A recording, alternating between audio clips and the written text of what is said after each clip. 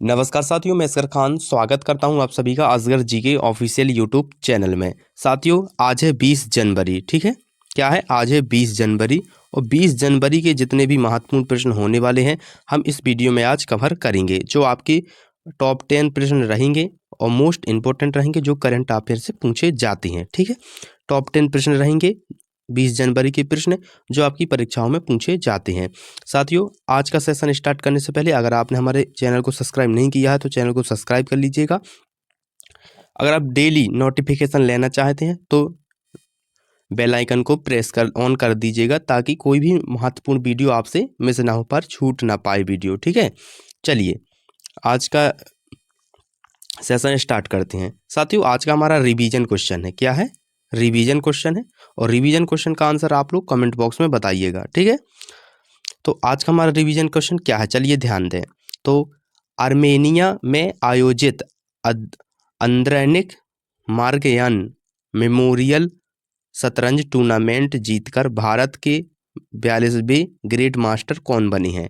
कौन बने हैं आप लोग कमेंट बॉक्स में बताइएगा। 4 ऑप्शन दिए गए हैं, 4 ऑप्शन में आप लोग कमेंट बॉक्स में बताइएगा कौन बने हैं भारत के 92 ग्रेड मास्टर। आप लोग को कमेंट बॉक्स में बताएं। रिवीजन क्वेश्चन में डेली साथियों आपसे एक रिवीजन क्वेश्चन पूछता हूं जो आप लोग कमेंट बॉक्स में बताएंगे। मैं सबका आंसर चेक करता हूं, इसलिए आप लोग कमेंट बॉक्स में जरूर बताइएगा। ठीक है, चलिए आज का हमारा प्रश्न स्टार्ट करते हैं।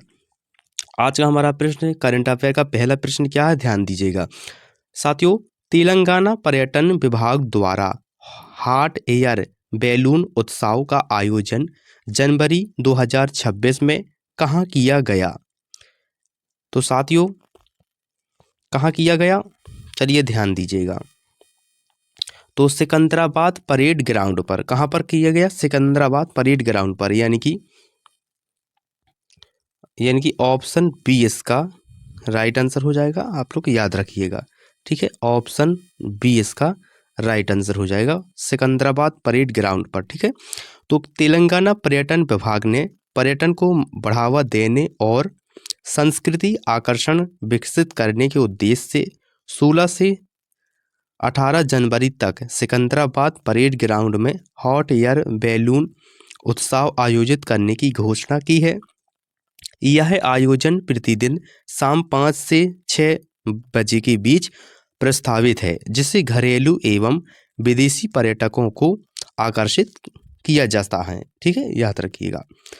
तो ऑप्शन बी इसका राइट आंसर हो जाएगा, याद रखिएगा। चलिए अगला प्रश्न।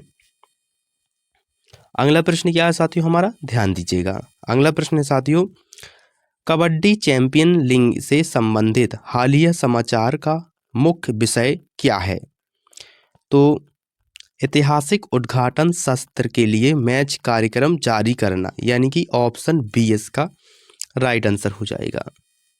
ऑप्शन बी इसका राइट आंसर हो जाएगा, याद रखिएगा। ठीक है, तो कबड्डी चैंपियन लीग ने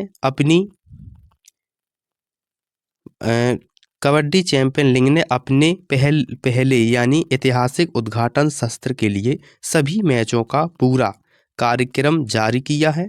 यह लीग कबड्डी खेल को पेशेवर स्तर पर नई पहचान देने, खिलाड़ियों को अंतर्राष्ट्रीय मंच प्रदान करने और मार्गदर्शन दर्शकों की रुचि बढ़ाने की दिशा में एक महत्वपूर्ण कदम मानी जा रही है। याद रखिएगा साथियों। ठीक है, चलिए अगला प्रश्न। अगला प्रश्न क्या है, ध्यान दीजिएगा। तो राजा रानी संगीत महोत्सव 2026 का आयोजन किस स्थान पर किया जा रहा है? तो राजा रानी संगीत महोत्सव साथियों 2026 का आयोजन किस स्थान पर किया जा रहा है? तो भुवनेश्वर का राजा रानी मंदिर। भुवनेश्वर का राजा रानी मंदिर, यानी कि ऑप्शन सी इसका राइट आंसर हो जाएगा, याद रखिएगा साथियों। ठीक है, तो राजा रानी संगीत महोत्सव का शुभारंभ 16 जनवरी को भुवनेश्वर स्थित ऐतिहासिक राजा रानी मंदिर में होगा और यह 18 जनवरी तक चलेगा। इसका आयोजन उड़ीसा संगीत नाटक अकादमी द्वारा उड़ीसा भाषा साहित्य और संस्कृति विभाग के सहयोग से किया जा रहा है। यह महोत्सव भारत की समृद्ध शास्त्रीय संगीत परंपराओं को बढ़ावा देता है। ठीक है, ऑप्शन सी इसका राइट आंसर हो जाएगा। चलिए अगला प्रश्न हमारा क्या है साथियों, ध्यान दीजिएगा। अगला प्रश्न है साथियों, हालिया समाचार के अनुसार युगांडा के राष्ट्रपति योवेरी मुसेवेनी ने कितने प्रतिशत मतों के साथ 7वीं बार सत्ता बरकरार रखी, यानी राष्ट्रपति बने 7वीं बार? तो 71.65%। कितने? 71.35%, यानी कि ऑप्शन सी इसका राइट आंसर हो जाएगा। ठीक है, तो युगांडा के राष्ट्रपति चुनाव में योवेरी मुसेवेनी ने 71.65% मत प्राप्त कर 7वीं बार सत्ता बरकरार रखी। वे देश के सबसे लंबे समय तक शासन करने वाले राष्ट्रपति हैं। यह परिणाम अफ्रीकी राजनीति में सत्ता की निरंतरता और नेतृत्व की मजबूती को दर्शाता है। साथियों, आपकी परीक्षाओं के लिए मोस्ट इंपोर्टेंट करंट अफेयर है, इसलिए याद रखिएगा। ठीक है, युगांडा के जो राष्ट्रपति बने हैं वो कौन बने हैं? तो उनका नाम क्या है? तो याद रखिएगा, इंपॉर्टेंट है। उनका जो नाम है योवेरी मुसेवेनी है। ठीक है, याद रखिएगा। वो युगांडा के राष्ट्रपति बने हैं। कितने पॉइंट से जीते हैं? 71.35% प्राप्त करके 7वीं बार राष्ट्रपति बने हैं, याद रखिएगा। और देश के सबसे लंबे राष्ट्रपति हैं। ठीक है, देश के लंबे राष्ट्रपति शासन करने वाले लंबे समय के व्यक्ति बने हैं, याद रखिएगा। चलिए नेक्स्ट प्रश्न हमारा क्या है, ध्यान दीजिएगा। अगला प्रश्न है साथियों, हालिया समाचार के अनुसार कर्नाटक बैंक ने किस डिजिटल सुविधा के माध्यम से कर्नाटक के नागरिकों से राज्य सरकारी करों और शुल्कों की वसूली को सक्षम बनाया? तो खजाने टू ई रसीद प्रणाली इंटरनेट बैंकिंग के माध्यम से, यानी कि ऑप्शन सी इसका राइट आंसर हो जाएगा। खजाने टू ई रसीद प्रणाली इंटरनेट बैंकिंग के माध्यम से। तो साथियों, कर्नाटक बैंक ने अपनी इंटरनेट बैंकिंग सेवा के माध्यम से खजाने टू ई रसीद प्रणाली को सक्षम किया है। इस पहल में से कर्नाटक में नागरिक अब विभिन्न राज्य सरकारी करों और शुल्क का डिजिटल भुगतान आसानी से कर सकेंगे। यह कदम ई गवर्नेंस, डिजिटल इंडिया और पारदर्शी राजस्व संग्रह को बढ़ावा देने की दिशा में एक महत्वपूर्ण कदम है, याद रखिएगा। ऑप्शन सी इसका राइट आंसर हो जाएगा साथियों। चलिए अगला प्रश्न हमारा क्या है, ध्यान दीजिएगा। अगला प्रश्न है, टेनिस कैलेंडर के अनुसार वर्ष 2026 का पहला grand slam tournament Australian open किस शहर में आयोजित किया जा रहा है?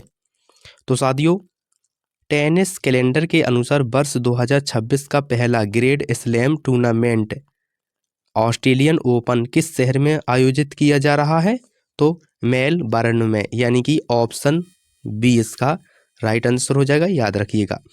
तो ऑस्ट्रेलिया ओपन हर वर्ष टेनिस सत्र का पहला ग्रैंड स्लैम टूर्नामेंट होता है। वर्ष 2026 का भी इसका आयोजन ऑस्ट्रेलिया के मेलबर्न शहर में स्थित मेलबर्न पार्क में किया जा रहा है। यह प्रतियोगी हार्ड कोर्ट पर खेली जाती है और वैश्विक स्तर पर अत्यंत प्रतिष्ठित मानी जाती है। ठीक है, ऑप्शन बी इसका राइट आंसर हो जाएगा। चलिए अगला प्रश्न,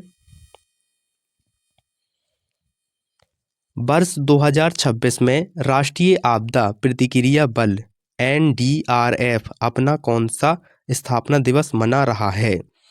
तो वर्ष 2026 में राष्ट्रीय आपदा प्रतिक्रिया बल NDRF अपना कौन सा स्थापना दिवस मना रहा है?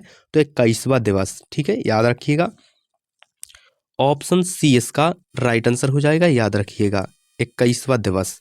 तो साथियों, राष्ट्रीय जो आपदा प्रतिक्रिया बल है कौन है? NDRF। ठीक है, याद रखिएगा। जो इसकी स्थापना दिवस है वो प्रतिवर्ष 19 जनवरी को मनाया जाता है और वर्ष 2026 में NDRF अपना 21वां स्थापना दिवस मना रहा है। यह बल प्रकृति एवं मानव जनित आपदाओं के दौरान त्वरित बचाव, तत्कालिक बचाव, राहत और पुनर्वास कार्यों के लिए समर्पित है। इसलिए यह परीक्षा के लिए मोस्ट इंपोर्टेंट प्रश्न है और विशेष महत्व प्रश्न है, याद रखिएगा, पूछा जा सकता है। ठीक है, याद रखिएगा। चलिए अगला प्रश्न। अगला प्रश्न है साथियों, हाल ही में किस देश में जिम्मा नामक नए एआई मॉडल लॉन्च किया गया? तो साथियों हाल ही में किस उद्देश्य से जिम्मा नामक नए एआई मॉडल लॉन्च किया गया? तो डेटा विश्लेषण के लिए, किसके लिए? भाषाओं के अनुवाद को आसान बनाने के लिए, यानी कि ऑप्शन सी इसका राइट आंसर हो जाएगा, याद रखिएगा। तो साथियों जिम्मा नामक नया एआई मॉडल भाषा अनुवाद कार्य को अधिक सरल, तेज और प्रभावी बनाने के उद्देश्य से लॉन्च किया गया है। किसके द्वारा किया गया है? गूगल के द्वारा लॉन्च किया गया है। यह मॉडल विभिन्न भाषाओं के बीच सटीक अनुवाद और सहायता करता है। यह पहल कृत्रिम बुद्धिमत्ता के क्षेत्र में भाषाई बाधाओं को कम करने की दिशा में एक महत्वपूर्ण कदम माना जा रहा है। साथियों याद रखिएगा, आपकी परीक्षाओं के लिए मोस्ट इंपोर्टेंट है, ठीक है। चलिए अगला प्रश्न। अगला प्रश्न है, हाल ही में दीना पावेल मैककॉर्मिक ने किस टेक कंपनी में शीर्ष पद का कार्यभार संभाला है? तो साथियों हाल ही में दीना पावेल मैककॉर्मिक ने किस टेक कंपनी में शीर्ष पद का कार्यभार संभाला है? तो मेटा। किसका संभाला है? मेटा का, यानी कि ऑप्शन बी इसका राइट आंसर हो जाएगा, याद रखिएगा, ठीक है। तो साथियों दीना पावेल मैककॉर्मिक ने हाल ही में मेटा कंपनी में अध्यक्ष और उपाध्यक्ष के रूप में कार्यभार संभाला है। यह नियुक्ति मेटा के वैश्विक रणनीति और नीतिगत नेतृत्व को सुदृढ़ करने की दिशा में एक अहम मानी जा रही है। तकनीकी कंपनियों में शीर्ष प्रबंधन से जुड़े ऐसे सभी प्रश्न पूछे जाते हैं साथियों, याद रखिएगा, मोस्ट इंपोर्टेंट प्रश्न है, ठीक है। नियुक्ति से संबंधित पूछे जाते हैं, इसलिए याद रखिएगा। मेटा ऑप्शन बी इसका राइट आंसर हो जाएगा, ठीक है। चलिए अगला प्रश्न। साथियों महिला स्वयं सहायता समूह को प्रोत्साहित करने के उद्देश्य से किस राज्य की वस्त्र नीति में संशोधन को मंजूरी दी गई? साथियों महिला स्वयं सहायता समूह को प्रोत्साहित करने के उद्देश्य से किस राज्य की वस्त्र नीति में संशोधन को मंजूरी दी गई? तो गुजरात, ऑप्शन सी इसका राइट आंसर हो जाएगा, याद रखिएगा। तो साथियों गुजरात के मुख्यमंत्री भूपेंद्र पटेल ने महिला स्वयं सहायता समूह को सशक्त बनाने के लिए राज्य की वस्त्र नीति में संशोधन को मंजूरी दी गई है। इस कदम का उद्देश्य महिलाओं की भागीदारी बढ़ाना है, ठीक है, ये रोजगार के अवसर सृजित करना है और वस्त्र क्षेत्र में समावेशी विकास को बढ़ावा देना है। यह पहल महिला सशक्तिकरण और आर्थिक आत्मनिर्भर से जुड़े महत्वपूर्ण करंट अफेयर प्रश्न है, जो आपकी परीक्षाओं में बार बार रिपीटेड प्रश्न ऐसे पूछे जाते हैं, इसलिए याद रखिएगा, ऑप्शन सी इसका राइट आंसर हो जाएगा, ठीक है दोस्तों। तो साथियों आज का सेशन अच्छा लगा हो तो वीडियो को लाइक कर दीजिएगा, चैनल को सब्सक्राइब कर दीजिएगा और अपने दोस्तों के साथ शेयर कर दीजिएगा। साथियों अगर कोई भी आपको डाउट है तो आप हमें कमेंट बॉक्स में बता सकते हैं, उससे मैं आपको डाउट दूर कर दूंगा, ठीक है। तो साथियों अपनी तैयारी करती रहिए, मेहनत करते रहिए, आप लोग जरूर सफल होंगे। मिलते हैं अगले वीडियो पर। जय हिंद।